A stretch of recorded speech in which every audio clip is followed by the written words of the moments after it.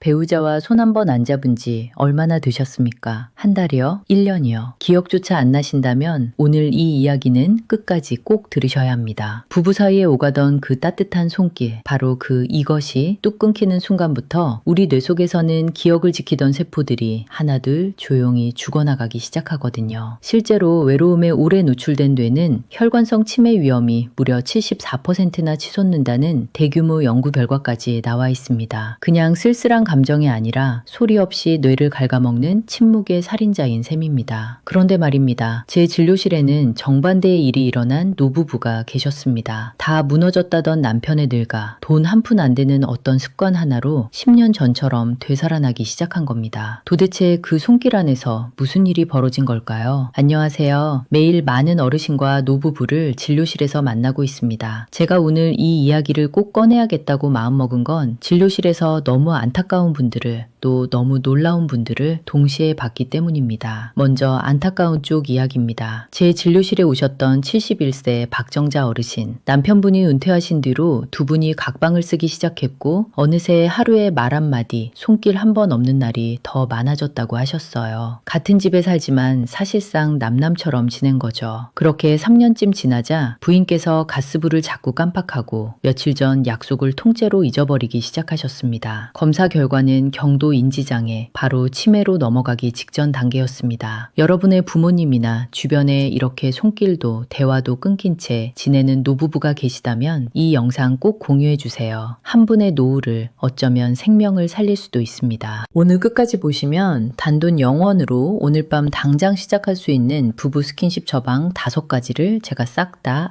알려드리겠습니다. 그리고 아까 말씀드린 10년 전으로 되돌아간 그 노부부가 도대체 뭘 했는지도 끝에 가서 풀어드릴게요. 절대 중간에 멈추지 마시고 끝까지 따라오세요. 많은 분들이 이렇게 생각하십니다. 나이가 들면 부부 사이 스킨십이야 자연스럽게 줄어드는 거 아니냐고요. 손도 안 잡고 각방도 그게 노년의 당연한 모습이라고요. 그런데 안타깝게도 바로 그 당연하다는 생각이 우리 뇌를 가장 빠르게 늙게 만듭니다. 스킨십이 줄어드는 건 어쩔 수 없는 노화가 아니라 막을 수 있는데 그냥 방치하고 있는 위험 신호인 거죠. 왜 그런지 몸 안에서 벌어지는 일을 쉽게 설명해 드릴게요. 사람이 외롭고 고립되면 몸 안에서는 코르티솔이라는 스트레스 호르몬이 쉴 새 없이 쏟아져 나옵니다. 이게 왜 그렇게 무서우냐면요. 한번 상상해 보세요. 집안에 도둑 경보기가 24시간 내내 멈추지 않고 울려댄다고요. 처음엔 긴장하다가 나중엔 온 식구가 지쳐 쓰러지겠죠. 우리 뇌도 똑같습니다. 코르티솔이 만성적으로 높게 유지되면 기억을 책임지는 해마라는 부위의 신경세포들이 계속 위협에 시달리다가 결국 하나둘 죽어버립니다. 그렇게 기억의 창고가 조금씩 허물어지는 겁니다. 반대로 배우자의 손을 잡고 다정하게 대화를 나누면 어떤 일이 벌어질까요? 우리 몸에서는 옥시토신이라는 호르몬이 분비됩니다. 흔히 사랑의 호르몬, 유대의 호르몬이라고 부르는 거죠. 이 옥시토신이 나오면 그 지긋지긋한 코르티솔이 뚝 떨어지고 혈압과 심장박동까지 차분하게 가라앉습니다. 손길 한 번이 녹슨기계에 윤활유를 치는 것처럼 굳어있던 몸과 뇌를 부드럽게 풀어주는 거예요. 여기서 정말 중요한 연구 하나를 말씀드리겠습니다. 미국 위스콘신 대학 연구진이 확인해 보니 어머니와 전화로 목소리를 듣거나 얼굴을 마주보고 대화할 때 코르티솔은 줄어들고 옥시토신은 올라갔습니다. 그런데 하지만 놀랍게도 똑같은 내용을 문자 메시지로 주고받았을 때는 그 효과가 전혀 나타나지 않았습니다. 글자가 아니라 사람의 온기, 살아있는 목소리와 살갗의 닿음이 있어야 우리 뇌가 비로소 반응한다는 뜻입니다. 그러니 멀리 떨어진 자식이 보내주는 안부 문자보다 옆에 있는 배우자의 손 한 번이 뇌에는 몇 배나 더 약이 되는 셈이죠. 그리고 외로움이 얼마나 독한지 보여주는 수치가 하나 더 있습니다. 미국의 보건 책임자인 의무총감이 발표한 보고서에서는 외로움이 건강에 미치는 해로움이 매일 담배를 15개비씩 피우는 것과 맞먹는다고 경고했습니다. 외로움에 빠진 사람은 일찍 사망할 가능성이